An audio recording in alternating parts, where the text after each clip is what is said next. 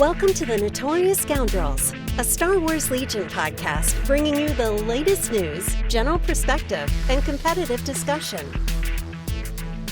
Hello and welcome back to the Notorious Scoundrels podcast. I'm Kyle. I'm here with Jay and Tim Hannon. What's up, gentlemen? Hello.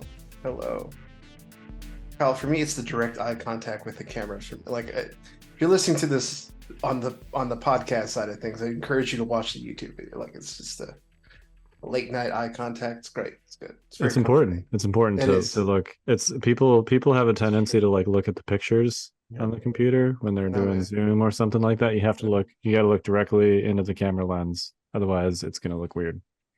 It's true. Yeah. See, I look all over the place. My eyes are everywhere when I record these. But I'm like a puppy after a shiny object. So it's just how I deal. Anyways, so we're here. We're recording late this week, but that's okay. We're gonna put this out. This will be Wednesday when you guys see this. Yeah, that's my bad. It's life's bad. Kids get sick. Yeah, life got in the way. That's all right. Yep. It's all right. It's all But we're here now. I'm only slightly mad. Too much bag robot. Yeah. Listen, I just didn't even say anything to my locals today when they were asking for the head count for who's playing Legion tonight. It was like, not gonna. You know what? Because that means you're a real trooper, and I mean that in every way that I can. You surrender your free time and your happiness for this business, and you know what? If there was more like you on the staff, we'd be millionaires by now. Give yourself a pat on the back, Tim. Yeah, go ahead, pat that back. Do it. Yeah, there you go, pal. That was really more of a shoulder, but we'll. Yeah, well, listen, I don't like giving compliments to myself, so that's fine. Okay. I don't think he could reach his back even if he wanted to. That's the spirit. That's what I'm here for. Make it hurt. With those little T-Rex arms. Yeah, but we're here. So's Tim.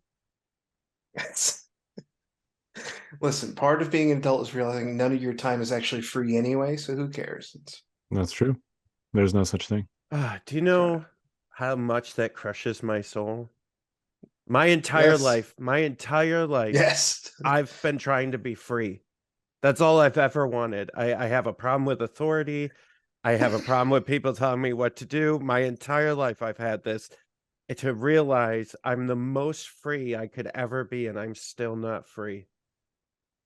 It's just upsetting in so many ways.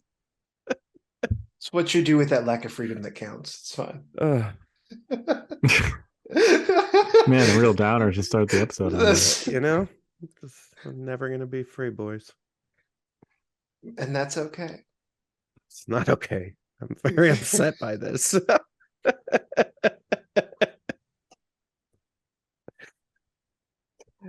We all have a prison of our own making. I was curious. I was like, let's see who's going to keep digging down this philosophy hole and just keep on going. It's fine. Maybe we should talk about allocating free time today, hobby time. You guys go ahead and do that. I'm just gonna stare into the void that is my future. You know what else is the future? Stormtide. There you go. I gave you this. Listen. Silver platter. Thanks for the transition. You need a little, yeah. we need to work on that. But all right, I'm doing my part. Well, we were going to do it a different way, but okay. Can we start over and just you do your transition, Jay? Because yeah. So, anyways, our topics for today are existential dread. Existential dread. Spending your hobby time wisely, and I don't mean painting, but the time you have allocated towards gaming. And we're going to talk about Stormtide as well. So let's. The reason we got onto this hobby topic was Tim and I were telling Kyle that we went to a local store, Millennium Games, and we were walking up and down the aisles going, boy, that game looks great. If only I had time to play it. Mhm. And we probably said that 100 times, and then we talked about the games at length and then walked out with none of them. And so yeah, so That's how do you discipline. That's good discipline. by the yeah, way. yeah. Yeah. How do you make decisions on like what to, I think we mainline Legion, all of us, but then Yeah. what do you do after that? I think it is important to have a main line because otherwise you're never going to have anything, not even that you're going to be good at, but just something that you can just go to as like your comfort, right? Like you want to have that baseline that you can go up from. For a long time for me, it was X-Wing, and then it became Legion, which then helped open the doors to other things. But yeah, I don't know. I think after that main one, I think for me, I branch out into things that are similar but different. So like there's certain like good case in point would be Warhammer, but more specifically AOS, right? Like I have small AOS army. I don't have the time to play it, which is a separate thing that we can get into, but like I got into it because it is similar to Legion, hits some of that same kind of vein, but it also has a lot of different elements to it as well. So it's familiar but new at the same time. Yeah. What about you, Kyle? Yeah, I mean, for me, it's always a struggle to find time, even for like clearly Legion is my main line, right? But I'm kind of one of those people that, uh, when it comes to gaming and hobbies, I go a mile deep instead of a mile wide. Like I pick like one thing and then I just go like as all into it as possible. If it's something that, clearly that one thing I pick is going to be something that I like or something that speaks to me. And it kind of like pushes everything else out to the extent that, I mean, I'm not just playing Legion, right? I'm the blog editor for a Legion blog. I'm talking about it for more than an hour every week. Uh, it's like as in as possible as it is to be in, like I'm in, right? Yeah. Um, but it's also there's a cost to that, and that cost is that it's hard to fit other stuff. Clearly I have 3 kids, the oldest of which is 6, so that's obviously takes up a significant portion of my time. I have a day job. uh so even like, and it's unfortunate when, like you guys said, I'm at the local store and it's like, man, that looks really cool. That's super fun. I would totally play that. I don't know when I would ever possibly do that. Yeah. Yeah. Like I went to a friend's house months ago at this point, um, to play Song of Ice and Fire, and his friend was like selling his entire, Night's Watch collection for like $200. It's like $500 worth of models for less than $200. I played the game. I loved it. It was great. I'm like, yeah, I'll take that. You don't have to paint them. You can if you want. Um, it's very similar, like you said, Tim, having things that are kind of like familiar territory, I think is Yeah. important. It's very similar to Legion in terms of structure, like it's alternating activations, stuff like that. The objectives, and like I really enjoyed it. I've always liked the Game of Thrones setting. It was super fun. I got the army. I played the game. I'm like, this is amazing. This game is great. I have not successfully played a game since, despite my best efforts. Yeah. And it's just really difficult it's a constant struggle to find time. I do manage to like find time occasionally for board games because you can some of those you can do like asynchronously. Like my friends and I, we have basically it's like War Room. I don't know if you guys have heard of that one. It's like Axis and Allies on steroids. It takes us like months to play a game, but basically, you do a turn like, it takes you like 10 minutes, but you do a turn like once every few days, basically. And then eventually you finish. But the asynchronous stuff is a nice way to like kind of break it up. Yeah.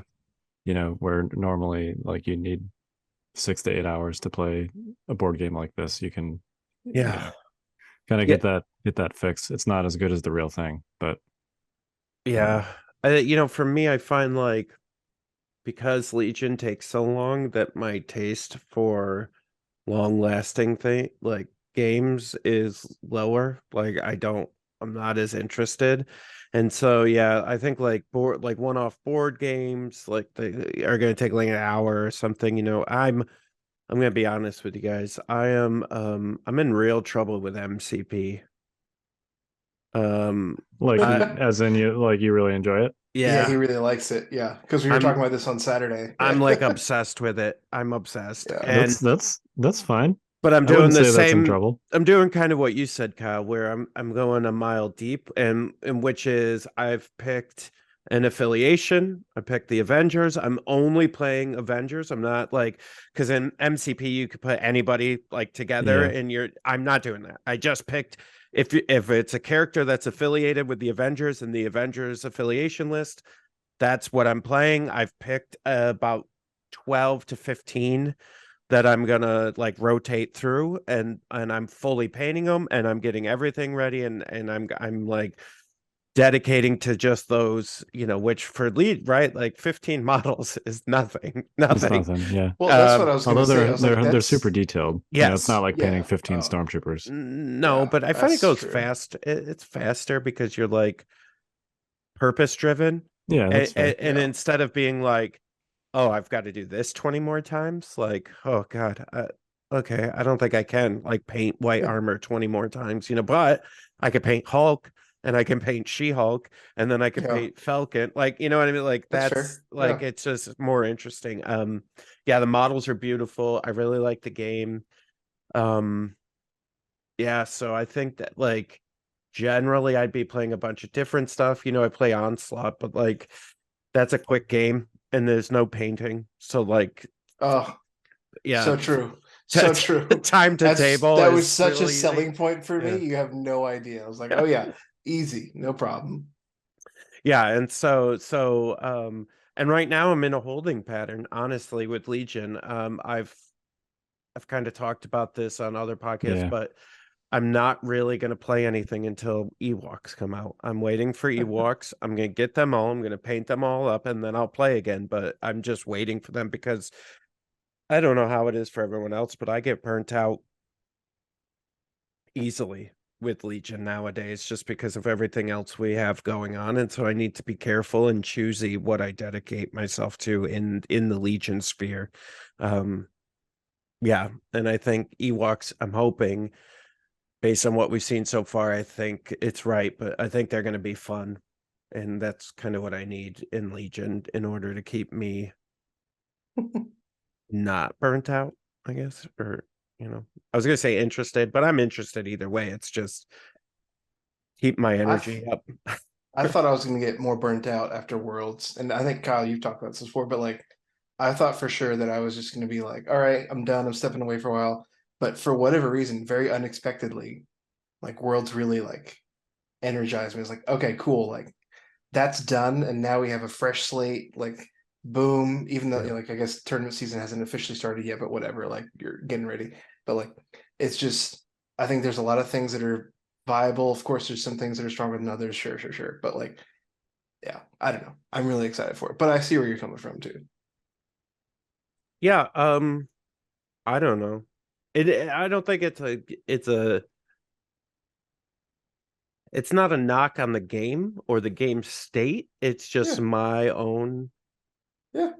like reluctance towards lists that are, available to me right now. And, That's fair. I just keep going back to double ATST. Like, I'm like, oh, if I was going to play this weekend, what would I play in double ATST? That like, I wouldn't even attempt to play anything else. And so, yeah, so I'm just kind of waiting for Ewoks because I think they're going to scratch that itch that I've had for Legion for missing in Legion for a while, which is like the fun, chaotic.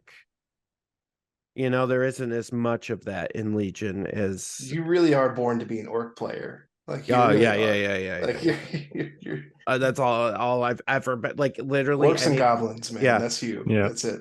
like That's every game we like Malifaux, we were playing that, and I went right to the gremlins, like because they're Of like course, little of course. goblin looking things that are Yep. riding roosters and Yep. like doing crazy shit. Like yeah, and any game where there's insanity to be had, that's where I'm at.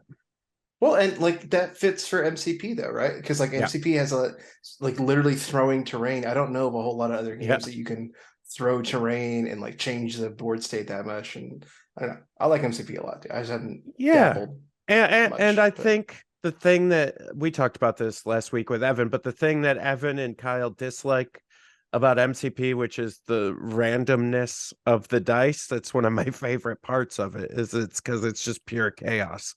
And so I like that a lot. I go back and forth on dice, even for Legion. That's my biggest hang up for Legion sometimes is that you can do everything right and still lose. But don't get me started. I mean, you maybe. Yes, me, very much so. Very But the much rest so. of I look at all the statistical averages that my dice should be rolling, and they roll none of it. I just go, okay, okay. I don't even think about statistics or averages when I roll for a Legion. I just roll, man, and just let the world be what it is. I think there's definitely. I mean, I don't want to turn this into a discussion of luck.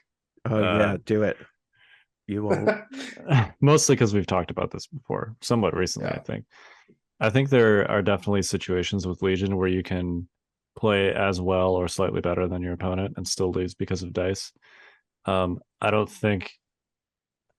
I guess it's possible. I have never seen a situation where you can, do everything right, so to speak, play a perfect game and still lose because of dice. Because Legion has enough ways to make it so that like you can control those variables in ways that are more predictable. That said, I have also never seen anyone play a perfect game. That's not like a reasonable expectation. But I think if you made like every decision in the most optimal way possible with the benefit of perfect hindsight, I think you would win every game. That's fair. I've never seen anybody do that. I've never seen anyone even come close. Right. Yeah. But do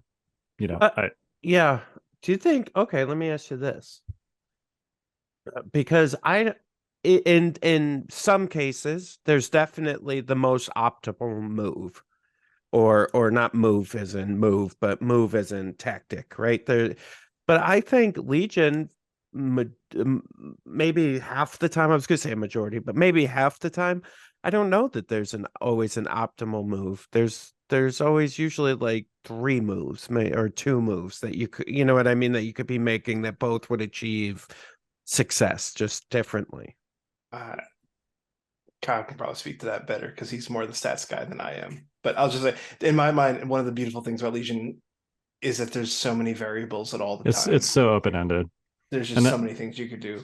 And that's part of the reason I think maybe that, like I say, that I've never seen anyone play a perfect game is there's so many decision trees just all the time, constantly, that I think you could be an amazing Legion player and still, only make the quote unquote right decision like 70% of the time. Just because of how many variables there are all the time. Everything's so open-ended.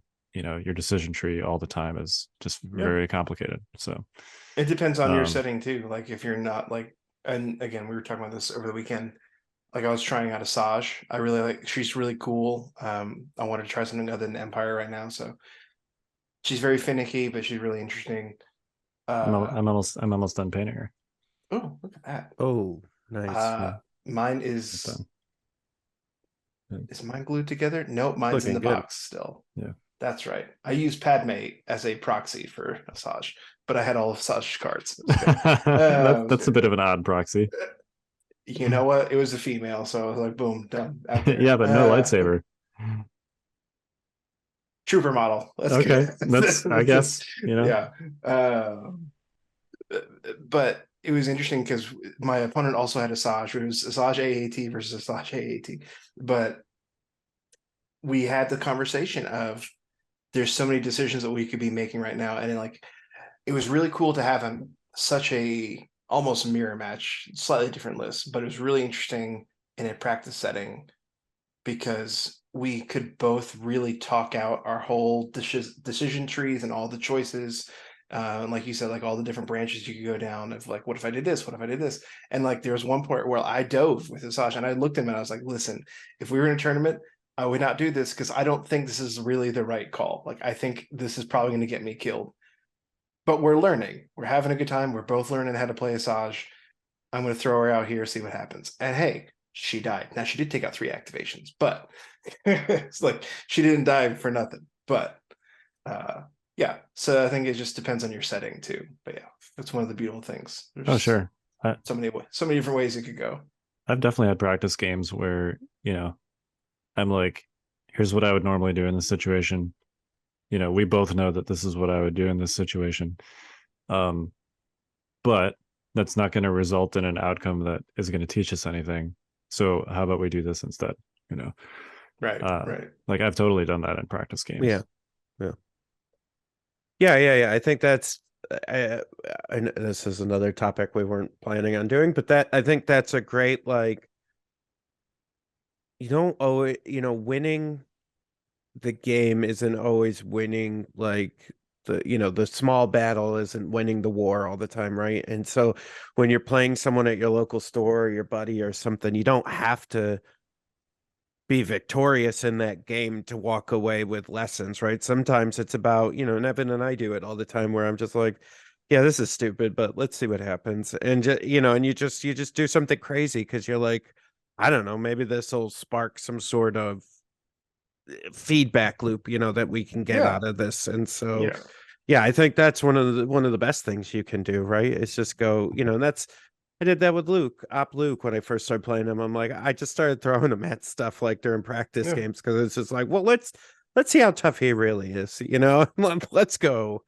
Well, and especially when you're doing, I mean, Kyle, you touched on this before, like when you're doing what we do, where you're doing either blog posts and shows, and like you're talking about Legion so much, which is, side note, I do think it's really funny when someone's like, oh, so you like to play like Legion a little bit. Like, you don't understand, not to say that I'm not good, but like you don't understand how much of my life has been unfortunately just consumed by this. And we could just talk for hours. Like I could spend my whole work day, because coworkers will ask me sometimes about it. I'm like, you need a appetizer for what's going on in the back of my mind, because there's at all times I'm thinking of what list could I build. But anyway, it's not great. It's not always good. That's okay. But I think, in those moments of using those losses to, or maybe even a win, but close wins or something like that, but using that to fuel the theory crafting and the speculation, really, like sometimes of what's good, what's bad. Like, I don't know. I think there's a lot to be said for the importance of having a good local scene, even if only like a couple of them want to go out to big tournaments and stuff like that. That's perfectly fine. Nothing wrong with that. And that should be championed, because that's where you're going to do a lot of learning, not so much at the tournaments. Tournaments is where you're going to like maybe like fine tune it, but you need a good local scene. Yeah. I'm finding it hard to find the thread to our next topic, but whatever, I'll just bulldoze it in. That's right. So here we are. We're at the next topic. Just kick in the door. Just hire an agency to kick in that door. Speaking of Stormtide.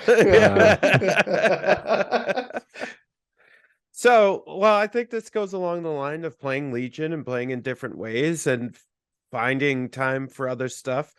So for those of you who have been listening for a while, we've been doing Stormtide for, it'll be 2 years coming up this summer.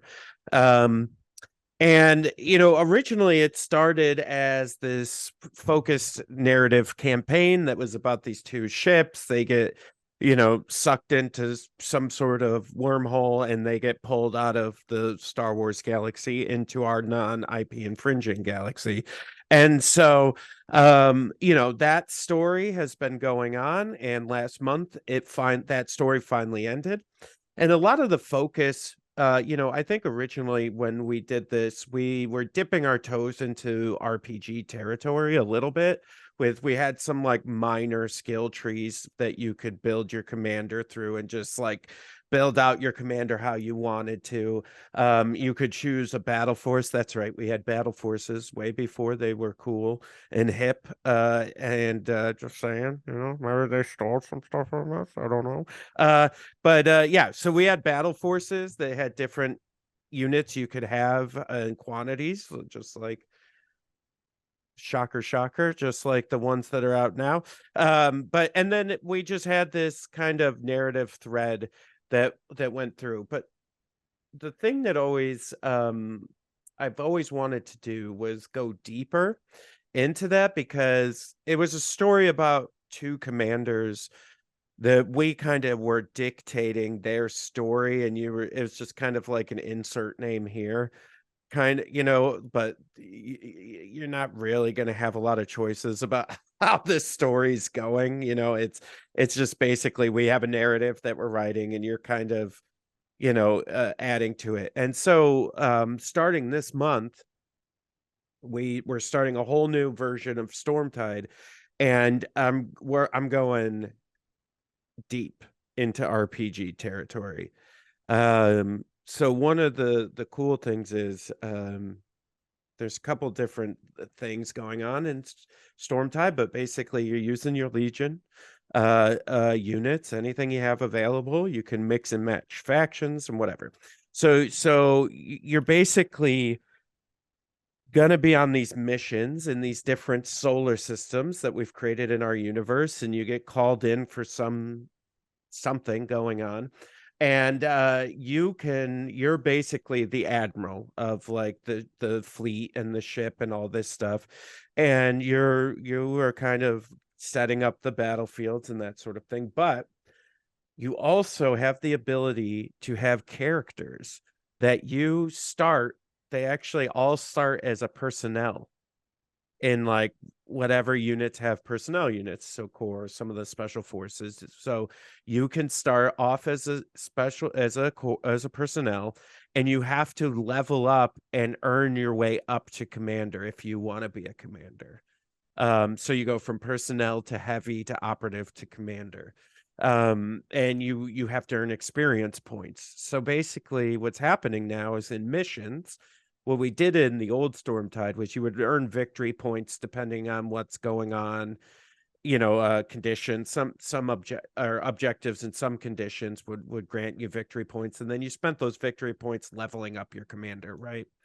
Well, this time you still have victory points for conditions and objectives and stuff, but those victory points are for the admiral to spend on the next mission. So like the next mission, you might need to like readjust the battlefield, the deployment, so you can spend victory points to like readjust your deployment area. Or the particular mission says you can only have 2 special forces and you want to have a third. Well, you could spend victory points to add a different unit of any unit type into that mission, depending on the missions, right? So that's how you would spend victory points. Now, your individual character, if let's say they're in a stormtrooper unit as a personnel, right? They have opportunity to earn experience through different stuff. Like, so it could be just completing the battle. You could earn some experience points.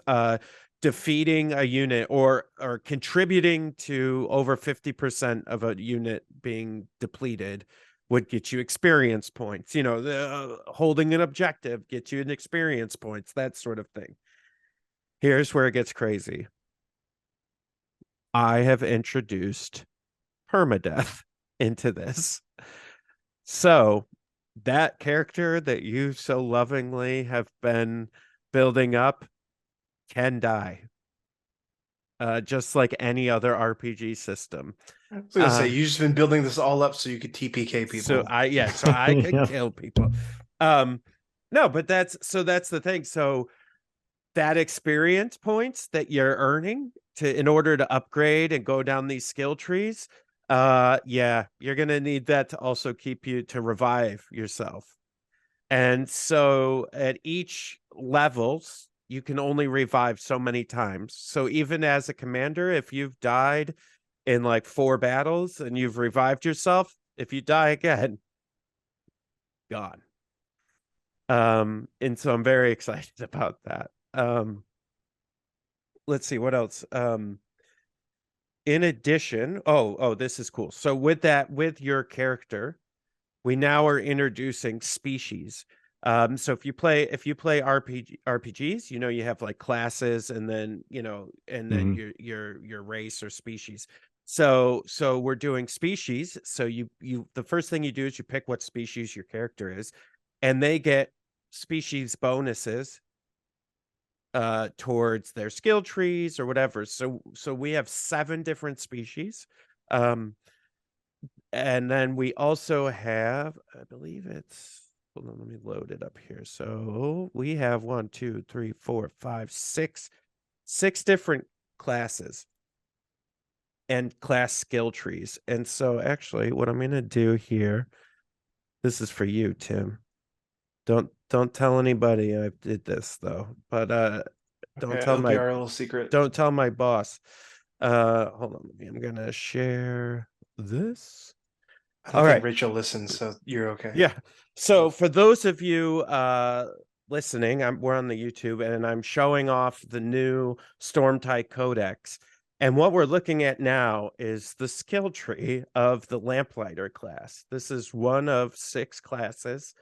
And as you can see, I feel like I am now truly in a work call now, because now you shared your screen. Yes, that's correct. Yeah, we're on Zoom. This is we're on Zoom. You're sharing your screen. It's, if you'd like my report by the morning, it's fine. Yeah, aren't you so happy that you skipped your Legion night for this? The answer is yes. This is also my Legion night. They're all Legion nights, but carry on. So anyways, every night is Legion night. That's right. When you can't sleep without thinking about Legion, every night's Legion. Every night's, yeah, dude. When it haunts your dreams. Yeah. Anyway, all this haunts my dreams. So basically, when you select a class, you can follow 2 of these skill trees. And as soon as you spend the experience points to like for instance, if we're looking at this red one here, you have take cover 1 and then take cover 2, which you would add to your character, right? Once you make it to take cover 2, if one of your skill trees goes to the 2nd level, you then become a heavy. And so you could see some health changes and courage changes. Then you also have your points value and then weapons unlock. That's pretty interesting. So not only do we have class skill trees like this, but you can also custom build weapons. So we basically have you get like a starter, like it starts at a certain spot for the weapon, and you can add more dice. You can upgrade to have like spots to add dice. You can get upgrades that follow like critical trees, so you can get critical 1, 2, or 3, pierce 1, 2, or 3, and this all costs experience points and then also adds points to your build out when you're building your list. So like here's some more of the ranged weapons. So these are all journeymen because these are like the starter weapons. But when you're going to certain this is the cool part. So during missions, you're actually going to different solar systems. They're going to have outposts, and you can go to their store and you can actually buy more weapons. We also have cybernetics and enhancements. So like for instance, you can get a strength enhancement for 5 XP. It adds 3 points to your character, and you can add 1 white die to all. You add 1 white die to all your melee attacks. This is really cool. So it's a deep RPG. So then like, I know, that's what I was just thinking. I was like, this is a lot, but in a good way. Yeah. It's a good thing. And so, there's all kinds of different buffs and stuff. Here's some of the melee weapons. We have vibra blades and laser swords, obviously. And so so you can upgrade, and then basically these like symbols here are these different. Instead of XP or VP, in order to build out your weapon, you actually need resource gems, which are things you can find during missions. So like you have to go find like the materials in these different solar systems in order to upgrade your weapons, dice profile. So because now I'm curious with keeping track of all of this as well. So are you still, when you're talking about doing missions and things like that, Yeah. is that still taking place on a miniatures-esque tabletop still, or is this more sitting? Okay. Yeah, so all the missions is basically a Legion game. Okay. So you're just building up your character, you're playing a Legion game, and you're keeping track of XP and VP that you earned during that, and then you're spending that to either build out your character or potentially to change the next mission. And each mission will give you options of how you could potentially change the mission. Like, you could pick this deployment zone instead of the one that we have on here, or you can add a unit of your choice to rank type to your choice. Because you've upgraded your commander, so now you have the ability to pick a new deployment or something like that. Yeah, exactly. Sure. And so you're running characters, you're visiting new galaxy. It's our galaxy now, and you're visiting these new solar systems. They have deep backstories to these solar systems. You should call it the fifth galaxy, please. But every time you go to so for instance, this first one that's coming out at the end of the week, we'll be mailing it out to people who've signed up. And if you sign up, whenever you sign up, you'll get access to it. Oh, and the cool thing is too, you don't have to worry about going backwards, because everything except for like individual cards or like special things in the box, we're making available to you digitally. So as soon as you sign up, you have access to all the past stuff. So you'll always be able to catch up. This might sound silly, but as someone who loves a good RPG, and I know I use my iPad religiously for such things, can you just like download on your iPad and like write it on your? Okay, cool. So sometimes some files have problems with that, so that's why. So basically, what I'm gonna do is instead of like a unit card, right? You're gonna need a character sheet, because it's a lot. And that makes sense. Yeah, I'm gonna load this up right now so we can take a look at this too. But basically, the character sheet will also be available digitally, and what I'm gonna do is make it so that it's you can fill it out. So if you you said, if you want to keep it on your iPad, you'd be able to just like go ahead and fill out all this information.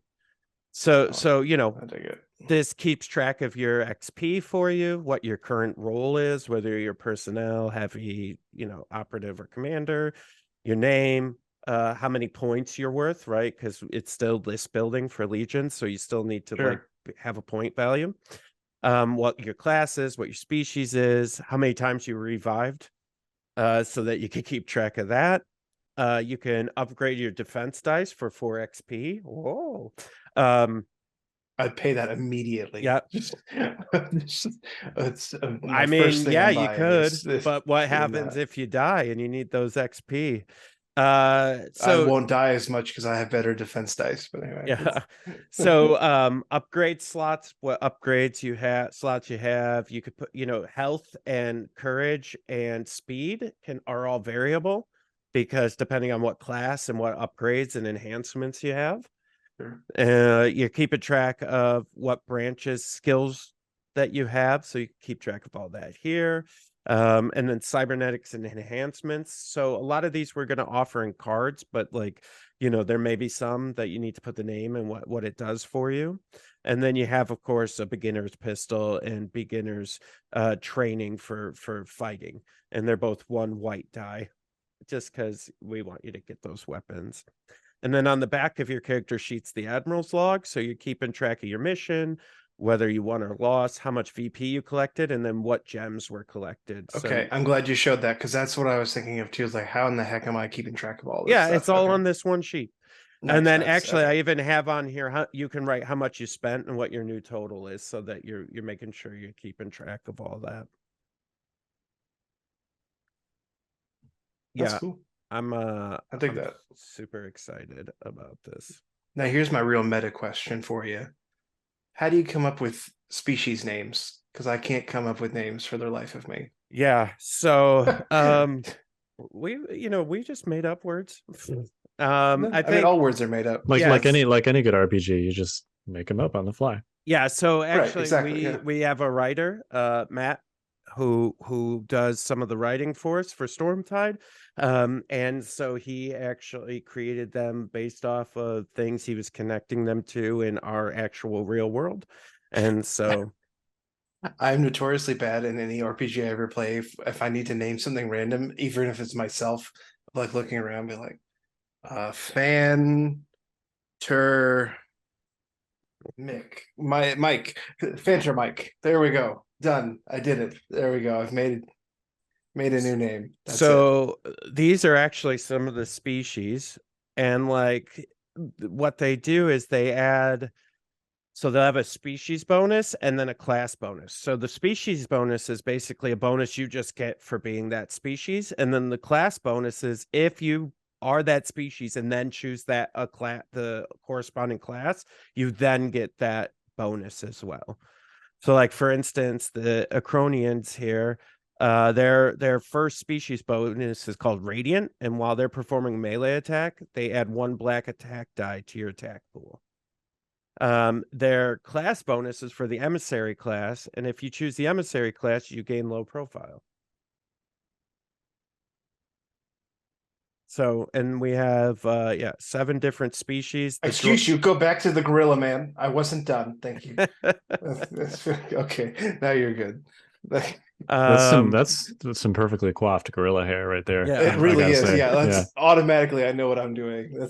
We're done. And so they all have different stuff. The droid one is really cool. Droid one's my favorite because he kind of breaks the game a little bit, which I think is interesting. So normally when you're choosing your class skill trees, you can only choose 2 branches. The droids let you, when you're beginning, you could choose an additional path to follow. So you could choose 3 paths, which is super cool. And then also when as a class bonus for all classes, you gain an additional XP point when choosing your class. So when you start a new character, you just get 1 XP point to get started so that you can at least pick 1 skill on the skill tree. But the droids give you 2, which is pretty neat. Yeah, that's cool. Yeah. That's funny because normally most games you see the humans are like the multi-skill point kind of people. So it's interesting to see a different take on that. No, like so we made the humans kind of bad guys. So humans have Notorious, which is they gain bounty. And then if they choose the artificer class, they pay half the XP cost for pistol and rifle builds. Yeah, So they're kind of like the wartime. And so somebody asked me to do this, but I'm not going to. They're like, hey, could you tell us like what each one of these classes is supposed to be in the Star Wars world? And no, because I'm staying away from that. Well, and that'd be kind of boring too if there was like a 1-to-1. Right. Yeah, and there isn't. They're kind of over. I mean, the only one that you can kind of pick up on is is the Galler class because they have Master of Powers. Fair. So I'm really excited about that. So deep into the RPG side of things now, which is really cool. But I think that's in a good way. That just completely changes so much of it. Yeah, that makes it, and it makes you more invested in it too. Like you're not gonna.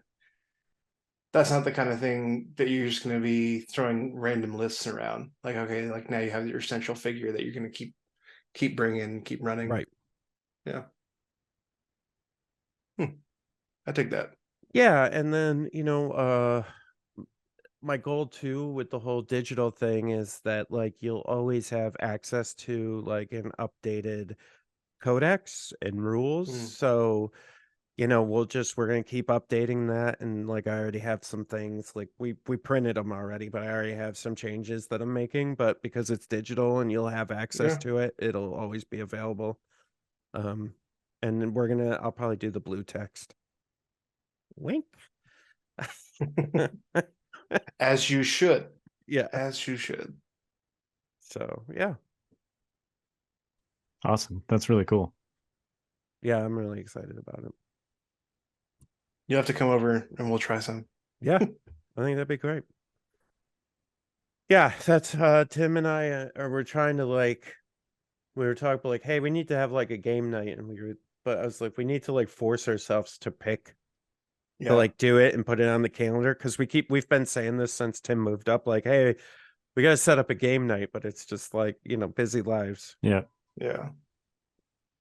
But we're getting there. We're close. We said we got a day of the week scheduled. Now we have to just figure out, okay, but really, which day, which Friday is it going to be? Yeah, But yeah, so if you've been listening and this interests you, you could go to stormtide.thefifthtrooper.com. You can sign up. It's a monthly subscription.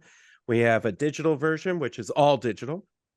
We have the monthly version, which you pay monthly, and you get the printed box, and you get part digital. So it's any of the important stuff, like the missions, the rules, that sort of stuff.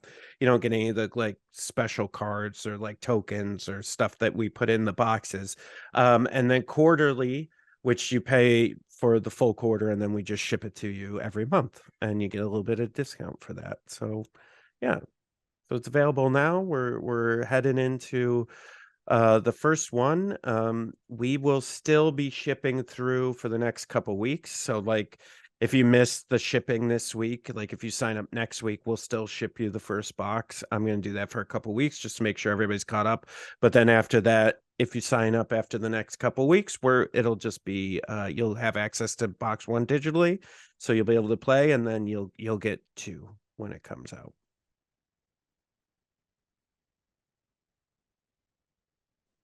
Yeah. I'm excited to see where that goes. That'd be cool. Me too. Yeah, one of my favorite games growing up was Mordheim, which didn't have nearly as extensive of a progressive system as this one, but I always loved how characters in that would kind of end up, whether you intended them to or not, kind of forging their own stories based on what happened to them and the choices that you made for them between battles. And this definitely seems to hit that sort of aspect. Yeah, I'm hoping, because it's tricky, because you have so many people doing it, and because it's more static, right? It's not like a video game, or it's not fully digital. So, we having the story fit around the players, because I don't know the choices that they've made, is difficult at times. But I'm really going to try with this new version to kind of do more of, before it was more of an insert your name here and then we told the story, and I'm really looking to make this more like a choose your own adventure kind of idea with the story, where it's hey, if you were part of this deal, the last mission, here's what happened to you and here's where this is going. Do you want to do this or do you want to do this? And then that'll give you a different path that you're kind of following. I mean, they're all static in one way or another because they're pre-written, but hopefully it'll be a little bit different as it progresses, and the neat thing about this one too is, so like I said, we were almost doing, I guess it was more like a year and 7 months or 8 months or something like that. We'd been doing Stormtide. That was one full continuous story. So you just had to keep like we said, I had a thing where at season 3 or season 2, you could hop in and we had a catch up mechanism, but it would just tell you what the story was. You didn't really live the story. Well, this one, it's more of and I hate to say this in this way. Well, oh no, I got a better way to say it. It's more like how Mando is, where it's oh, I'm on this planet fighting this monster this week and I meet these cool people and maybe there's a tie-in to something I did before, but maybe not, and then it's just kind of these I was gonna say Star Trek away missions, because it's just oh yeah, episodic. Yeah, episodic. We found this planet, we do some stuff. It may overreach 2 episodes, but it may only be 1. Okay. And then we move on to the next place, Well, and that's fun too, which I mean, we could talk about all that, how that works out in movies and shows and stuff, but like in this context, it's fun too because you don't know, or like, so for me, if I was playing it, because I don't know, because I'm not just playing it, it's really cool to go, I don't know, 3 games of episodic games forward, right? And then all of a sudden in this third game, there's a callback to 3 games ago. It's just it's a neat thing, and it feels like it's a different way to reward your players for playing through.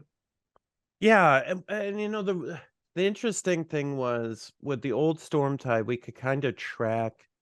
We had a QR tag, and that was to finish the story to see what happened, like when you won or lost or whatever.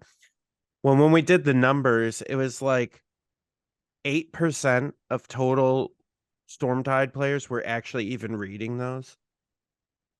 Like, so hardly anybody was actually like following the story anyways. And so it was like, okay, how can I tell a story without spending all my time on the story? Because, you know, no, and I get it, right? Not everyone's out there for the story. They're just out there to play the game and they want a new way to play Legion, right? And so I'm trying to fit both of those into one thing where it's like, hey, if you want story, and yeah, like Tim said, like there could be a callback in like 4 missions to that first mission, and people who aren't reading the story won't know, but it won't affect them, and they can just keep playing. But people who are really digging, you know, the like figuring out what the heck is going on or whatever, you know, that they'll be able to see that. And yeah, I'm really excited about that. I've got some really cool ideas about like the outpost stuff, and basically after missions you'll be able to purchase stuff from the outpost to kind of either add to your army or add to your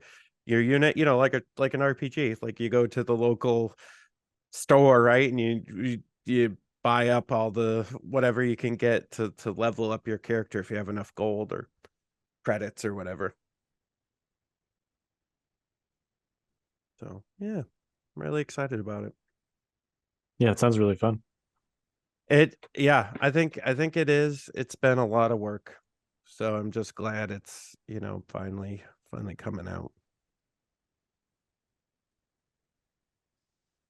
Finally coming out.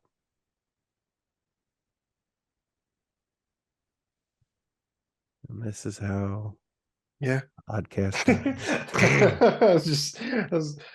you know, you never know. Cody came out. That's what came out. There you go. That was that last week? I don't even know. I lost all track of Legion time. So last Friday, yeah, sure. I'm still working on Asajj, man. I don't even have time for. He'll get there. I think he's cool. Are bust. I'm pretty excited about Ewoks actually. By the time I'm ready to focus again, probably Ewok time. Yeah. I've been like sort of by osmosis getting back into 40K, not the actual game, but just like the lore, because they you know, they came out with like the Lion model recently, and I'm a Dark Angels player, or at least I was historically. So I'm like, you know, I'm like listening to the audiobook. Like it's super interesting to me. There's no chance that I play the game because A, I don't have time, but B, it's not very good. But like I've been getting back into the lore, and then it's also got me thinking about, because I was also an orc player, and then for fantasy, like UJ, an orcs and goblins player. Yeah. And I'm like, man, like that was so fun, just kind of embracing a little bit like self-aware craziness, as like this is patently unserious, and it's it's also self-awarely unserious. Yeah. And like realizing how much I missed that, and I feel like Ewoks might fill that void for me a little bit. So that's why I like playing Chaos, man, because Chaos is just like, let's add some extra arms and some spiky bits. Yeah, why not? Because evil, yeah. Does he need a mouth where his kneecap should be? I don't know. Who cares? Knee mouth, yeah. But yeah, there's going to be moments now with Ewoks where you can stab someone in the knee. Like Ewoks with spears, you know, pointy sticks basically are going to do something important and relevant in a game. And it's going to be like, who knows? Yeah. And it's going to be like, yeah, those little tiny bears with spears just did this really important, crazy thing against somebody extremely serious. Yeah, dude. They just stabbed Darth Vader to death with sticks. Yeah, something like that. I'm so excited to be mad at them. I'm going to be so mad at them all the time. So Kyle, when we went to that local store, I go, Tim, this is exactly what could get me into 40K. And it was the orcs, like little car buggy that they that was just like there's stuff oh my god. Yeah. Their stuff is awesome. Yeah. It looks so good, and it's just completely crazy, and like I said, self-awarely unserious. I mean, they take Gretchen, which is like the 40K version of goblins, basically. They put them in a teleporter gun and then they shoot them at their enemies. Like, yeah. That just embodies, how orcs work. Their guns only work because they think that they will, and so they do. I think it was in Total War. There was one where like the goblins had a goblin catapult, and you're just launching a goblin that is strapped to a rock and like piloting the rock. And it's a one-way trip. He has wings on. It's a Doom Diver catapult. I'm sorry. Yeah. You're right. The goblin has one-way wings. trip. They give him wings. Trip. Oh yeah, obviously. Yeah. But it's just, and they just start screaming as they go in, like he has the time of his life immediately before his death, though. Yeah. Oh, absolutely. Yeah. Couldn't be happier. Yeah. Right. So. Yeah. All right. And that's on 40K. That's we don't need to dwell on 40K. That's a long way of saying that, Jay, I am also excited for Ewoks. Yeah. And you know what? Like, I don't know. If they are bad, I might still play them. I think a lot of people are in that boat, honestly. I think a lot of people just want to play them. Yeah, we'll see. I just want to live for the meme. I want to see, I know it's weird because they're mercenaries or whatever, but I want to see like a Wookiee Ewok army. That seems possible. I guess we don't know how exactly they're going to work because they're quote unquote mercenaries, but they also don't have any of the symbols that mercenaries have. So right. So that's why I pad that for right now. But if you can do it, I think it'd be really cool to see. It'd be really funny. Yeah, I'd probably hate it, but I'll still laugh at it. All right. Any final thoughts? Yeah. Get Stormtide. Yeah. Get in. True. Join us. True. Do it. Join us. And share pictures of how you're equipping your people and upgrading them and everything. Yeah. For real. Throw some hashtags in there. Make a hashtag. Show us your perfectly coiffed gorilla people. Yes, exactly. Yes. I want to see, every gorilla person should tag me in there. Let me know. I want to see. You know, you could probably do some pretty good like AI generated character art now with the correct prompts. Like dear AI, give me a perfectly coiffed gorilla with a laser gun. With red hair. It's just an orangutan. He just becomes an orangutan from Planet of the Apes. That's it. Yeah. But in space. Yeah. I think that'd be awesome. All right. Yeah. Well, we're the Notorious Scoundrels. I'm Kyle. I'm Jay. And I'm Tim. Stay fresh, cheese bags.